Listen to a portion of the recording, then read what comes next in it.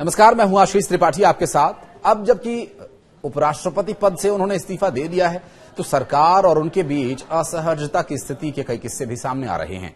इनमें उनकी ओर से अप्रैल में भारत आए अमेरिकी उपराष्ट्रपति जेडी वेंस से बैठक कराने की जिद और किसानों के मुद्दे पर सार्वजनिक मंच पर कृषि मंत्री शिवराज सिंह चौहान को सुनाई गई खरी खरी जैसी घटनाओं का जिक्र किया जा रहा है।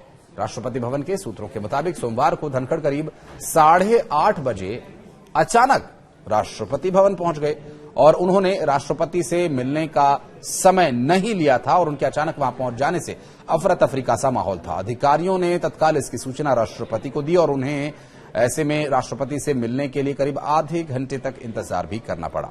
अब इस मुलाकात में धनखड़ ने तत्काल राष्ट्रपति को अपना इस्तीफा सौंपा और जब तक कुछ वो समझ पाता, जानकारी सोशल मीडिया पर सार्वजनिक हो गई।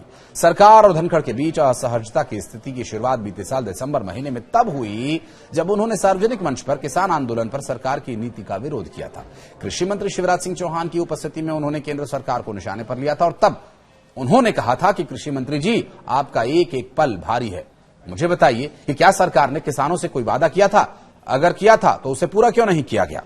किसान आंदोलन को सीमित रूप में दिखाना आपकी बड़ी भूल होगी, क्योंकि जो किसान सड़क पर नहीं है वो भी चिंतित हैं। हालांकि धनखड़ ने अचानक इस्तीफा क्यों दिया, सोशल मीडिया के जरिए क्यों इसे सार्वजनिक किया, इस पर भी सस्पेंस कायम है। मंगलवार को उनके करीबी सूत्रों ने कहा कि उन्होंने स्वास्थ्य कारणों से इसका इस्तीफा दिया। चूंकि इस्तीफे के बाद कयासों का दौर शुरू हो गया।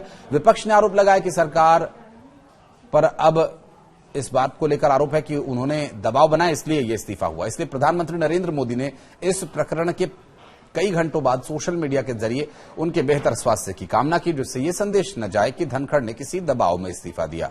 सूत्रों के मुताबिक अब कार्यवाहक सभापति हरिवंश राज्यसभा में महाभियोग के नोटिस पर फैसला लेंगे। क्योंकि लोकसभा में सभी पक्षों के 152 सांसदों ने इसे आशय का नोटिस दिया है और ऐसे में सरकार सदन में महाभियोग की प्रक्रिया को आगे बढ़ा सकती है। हालांकि अब विपक्ष क्या रुख रखेगा अपना और क्या वो रखता है, इस पर अपना पक्ष ये देखने का विषय होगा और ये भी देखना दिलचस्प होगा। अगर प्रक्रिया राज्यसभा में शुरू हुई तो इस मामले का सारा श्रेय विपक्ष ले लेगा और अगला उपराष्ट्रपति कैसे, कितने समय के लिए चुना जाएगा, ये भी एक अहम सवाल है जिसका अब आपको जवाब देने की कोशिश करेंगे। कौन कौन उम्मीदवारी कर सकता है, इस तरह के तमाम सवाल हैं जिनके जवाब जानने की कोशिश करते हैं। तो आइए बताते हैं आपको कि क्या प्रोसेस है इसका। दरअसल संविधान में कार्यवाहक उपराष्ट्रपति का प्रावधान नहीं है। हालांकि उपराष्ट्रपति राज्यसभा के सभापति जरूर होते हैं और पदेन सभापति होने के नाते ऐसे में उपसभापति उनकी मौजूदगी में तो वो काम करते हैं, लेकिन गैर मौजूदगी में ये जिम्मेदारी संभालेंगे। फिलहाल उपसभापति हरिवंश नारायण सिंह हैं, तो ऐसे में सदन उनकी निगरानी में ही चलेगा। संविधान के मुताबिक राष्ट्रपति पद के लिए 6 महीने के अंदर चुनाव करवाना होता है, तो वहीं उपराष्ट्रपति पद 60 दिन के भीतर भरना जरूरी है। यहां यह जान लेना भी जरूरी है कि अगर उपराष्ट्रपति अपना कार्यकाल पूरा कर लेते हैं, ऐसे समय में 60 दिन की डेडलाइन है और अगर बीच में ही इस्तीफा दिया जाता है तो उसकी कोई समय सीमा तय नहीं है। चुनाव की घोषणा चुनाव आयोग करता है। यह चुनाव राष्ट्रपति और उपराष्ट्रपति चुनाव अधिनियम 1952 के तहत आयोजित किया जाता है। परंपरा के मुताबिक संसद के किसी भी सदन के महासचिव को बारी बारी से निर्वाचन अधिकारी नियुक्त किया जाता है। हालांकि अब उन नामों की चर्चा करते हैं जो इस दौड़ में आगे चल रहे हैं। मनोज सिन्हा जो फिलहाल जम्मू कश्मीर के उपराज्यपाल हैं, इनका भी नाम चर्चा में है। रामनाथ ठाकुर जो कि कर्पूरी ठाकुर के पुत्र हैं, वर्तमान सरकार में मंत्री हैं, इनके नाम को लेकर कयास तो लगाए जा रहे थे, लेकिन बीजेपी के सूत्रों से पता यह चला है कि इनके नाम पर तो चर्चा भी नहीं होगी।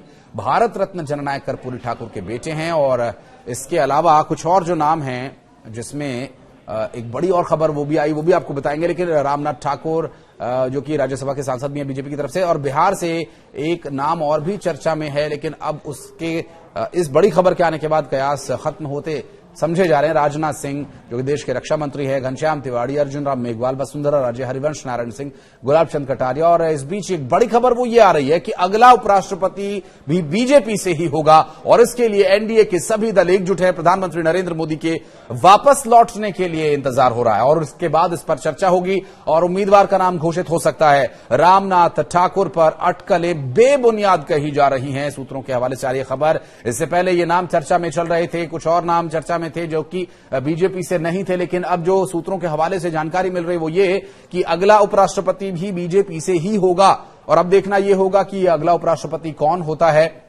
भारतीय जनता पार्टी के द्वारा सूत्रों के मुताबिक ये जो जानकारी मिल रही है, जिसमें बताया जा रहा है कि उपराष्ट्रपति पद को भरने के लिए भारतीय जनता पार्टी का ही कोई नेता कार्यकर्ता इस पद के लिए चुना जा सकता है। प्रधानमंत्री नरेंद्र मोदी जो कि अभी विदेश दौरे पर हैं, जब वे भारत वापस लौटेंगे तो इस पर निर्णय लिया जाएगा कि उपराष्ट्रपति पद के लिए किसे चुना जाए। तो प्रधानमंत्री नरेंद्र मोदी के भारत वापस लौटने तक अब इस पर जो कयास लगाए जा रहे थे, जो अटकलें चल रही थी, संभवतः उसे विराम देने के लिए भी यह घोषणा हो सकती है, या फिर वाकई अगला उपराष्ट्रपति बीजेपी से ही होगा। इस बारे में अगर आप कुछ कहना चाहते हैं तो कमेंट सेक्शन में आपका स्वागत है। आइए और बताइए क्या लगता है आपको। धन्यवाद।